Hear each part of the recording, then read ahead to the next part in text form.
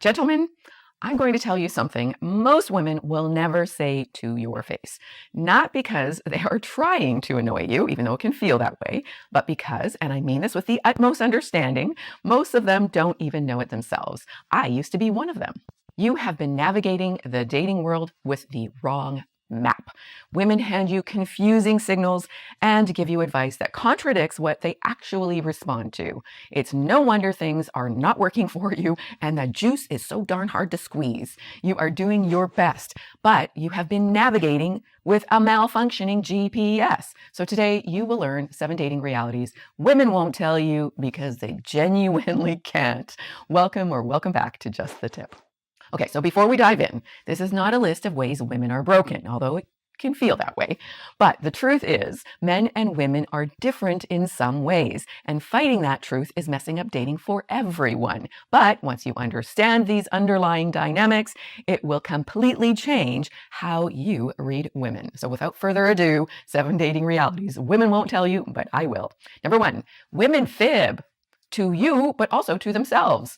Most women don't understand what they need: security, safety, connection. So they go for the shallow version of what they think they need: money, education, status, looks. Society tells women men and women are equal, but equal means she brings as much money and accepts as much responsibility.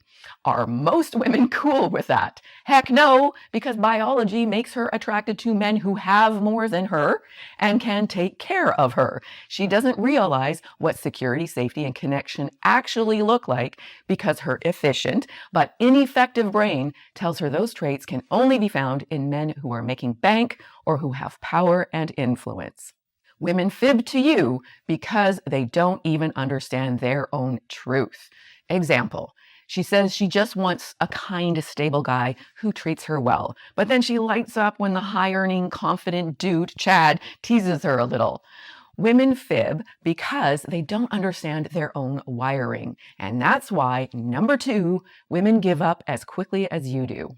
Women don't want to squeeze your lemons either.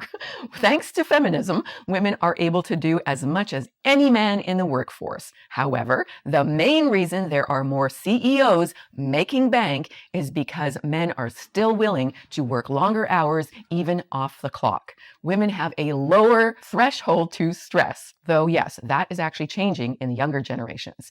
But for now, doing what a man does often taxes a woman more, mentally, emotionally, and physically. She is perpetually exhausted from being in a masculine energy, but she can't leave the boss babe in the boardroom because she's habituated to that state, afraid of losing control or worried about disappointing her society sisters. When dating becomes the slightest bit challenging, she taps out because she's already tapped out from the fallout of the glass ceiling she broke. Example: think about the woman who was all in on the second date, texting you regularly. Then one rescheduled plan or minor disagreement later, and suddenly she's not feeling it, and she ghosts you. She's not trying to be flaky for fun. She is already running on fumes from her 9-to-5 power hour life. Dating stress becomes the final straw, and that's why, number 3, women look for the smallest signs of no. When she's already burnt out, being capable in her career and or trying to be super mom with her kids, she's often incapable of dealing with minor signs of conflict, chaos, or questionable compatibility in her personal life. Her efficient brain says too much work before a values match has been made or any real effort has been expended. She's already maxed out in the responsibility arena and doesn't have enough bandwidth to navigate the natural bumps dating entails. The situation is exasperated if she's dealing with a big D. Not that kind. Death, disease, disaster. She's got nothing left in the tank for the smallest signs of no with a man. Example: you make one slightly sarcastic joke, or your text is a few hours late, and suddenly, she's not sure about us. It feels like she's overreacting to nothing because to her exhausted nervous system, even tiny friction registers as too much. And that's why, number 4, women trust their gut even when it's off. There's a simple solution to this, but first, you need to understand something about how her body is making decisions faster than her mind can explain. So when a woman is running on empty, her body will feel stressed and her nervous system will be driving her with quick trips to fight, flight, freeze, or fawn towns. Just like you, she feels it in her body. Sometimes it's in her gut. Other times it feels like a heavy weight on her chest, making it hard to breathe, or maybe a clenched jaw, or a busy brain that just won't shut up. She mistakes her body's discomfort as you being incompatible, when it's really that she's burnt out in life. Or something about you triggers an old association and her system labels it as not safe enough, so she pulls back. Example, she suddenly gets quiet or distant after you raise your voice a tiny bit in excitement, or your tone shifts from calm to sharp without you realizing it. She's not reacting to you, but her system is trying to recalibrate how safe things feel in real time. Or you have a laugh that reminds her of an ex who hurt her, and her system flags it as unsafe. She feels off and labels it as "you're not right for me." It's actually not about you. It's her body telling her to pay attention. Women trust their gut even when it's off, which is often frustrating. And that's why, number 5, women need to be explored the right way. Not that way, but if you do this right, yes, you will get there. When she challenges you, fight, pulls away, flight, shuts down, freeze, or becomes needy or clingy, fawn, something in the dynamic between you triggered an old unhealed wound in her. If her reaction is excessive to the situation, it's likely not about whatever just happened between you, but what happened to her in her past. Now, everyone gets triggered. Everyone has unhealed wounds. Otherwise, you wouldn't be here. The way you handle the situation helps her feel more or less safe with you, just like how she handles your core wounds makes you feel more or less safe with her. When you both lead with curiosity, compassion, and candor, you have the chance to help each other heal your wounds together.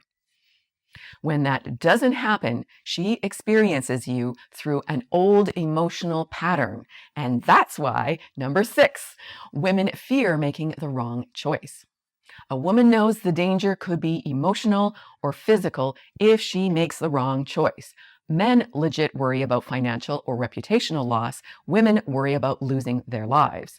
But that's not even her biggest concern. Women intuitively know their sexual market value decreases with time. Studies show that at all age ranges, men prefer youth and beauty, while women prefer capability and resources. So the longer she's with the wrong guy, the less chance she has of attracting the next guy. Men can always become more capable and resourceful.